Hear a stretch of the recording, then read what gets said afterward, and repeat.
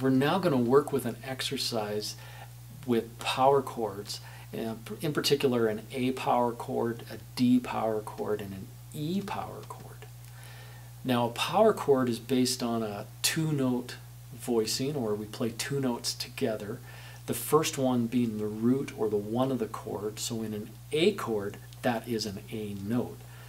Let's find or remember the A on the low E string. If you remember from session 1, the A on the low E string is on the 5th fret. If you don't, let's just quickly work up to it. E, half step to F, whole step to G, whole step to A.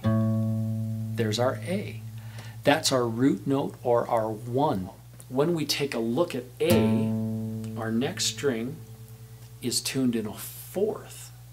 So if we put our finger across, we discovered that's a 4th. How far is the 5th from the 4th? If we remember our major scale, 1 to 2 is a whole step, 2 to 3, whole step, 3 to 4, half step, 4 to 5, whole step.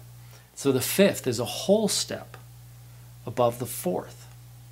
Half step, whole step. Now those are the two notes that we're going to play together. And we only play those two notes. Yes, there's more strings on the guitar, but in a power chord, a basic power chord, those are the only two notes we're playing. That's our A. Our second chord is our D power chord. So it's going to have the same shape, and it's going to work in the same way. It's going to use our 2 fret fingers playing the root note of D and the 5th above that. Now we're going to find D on the A string. Instead of sliding up a long ways on our low E, we're going to find that D can be found relatively close to A on the fretboard on a different string pair.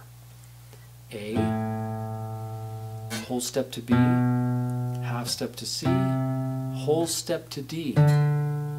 There's our D. And look, it's in the 5th fret, the same fret as A was on the low E string.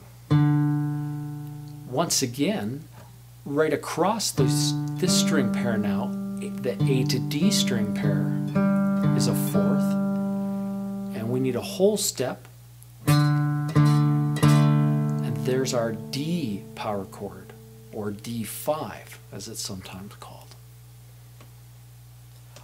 And our third chord is an E power chord. And the simplest way to get this is because it's relatively close to D. How far? That's right. D to E is a whole step. So we move both these fingers up together a whole step. And there's E.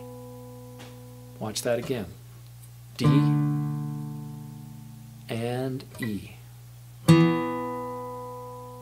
Great. Back to D. And then, moving back to the original A chord, we take both fingers, lift them up, and move them both down one string. And that's how we move our power chord around. A, shift to the next string above it. D, move up a whole step to E, back down a whole step to D, and a string set below to the A.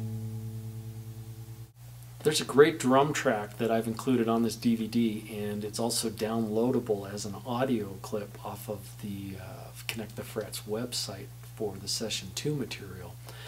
We're going to learn to play a chord progression along with that drum track. But before we do, I'm going to set our metronome to the same tempo as the drum track, and we'll get used to playing the power chords along with the metronome. It's 108 beats per minute. Sounds like that. Get your A bar chord in place. 5th fret is your A. And remember, 4th, whole step, 5th. If we take a close look at those, we can even see that the relative position of the fingers is fairly easy to remember, with a space in between them and one string set down, or one string down. And we have a bar chord. So there's 2 bars of A. 1, 2, 3, 4, 2, 2, 3, 4. And we've got 2 bars of D.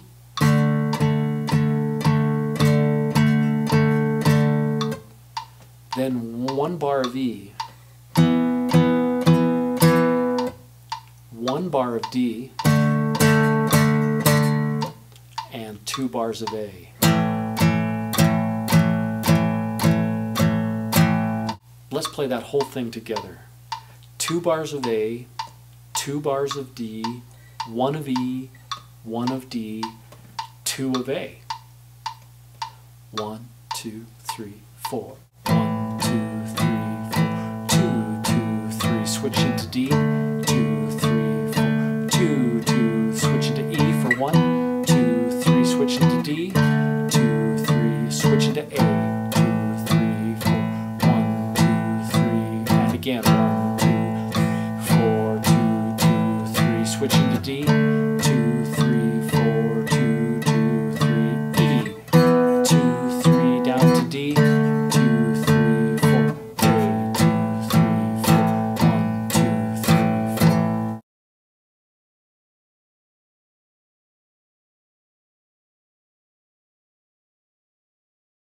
Are you ready with your 3 power chords, A, D, and E?